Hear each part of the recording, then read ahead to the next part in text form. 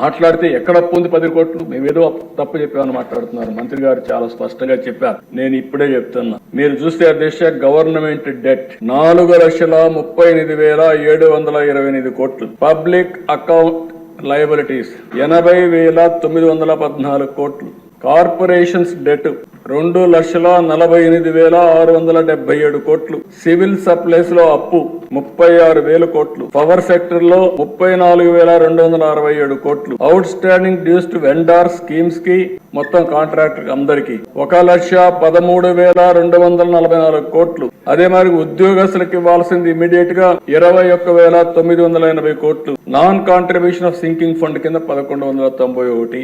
ఇవన్నీ కలిపితే 9,74,556 కోట్లు ఇప్పుడు తేలిన అప్పులు. ఇంకా తొవ్వితే ఎంత వస్తుందో నాకు తెలియదు. Fantastic. This state goes to you only.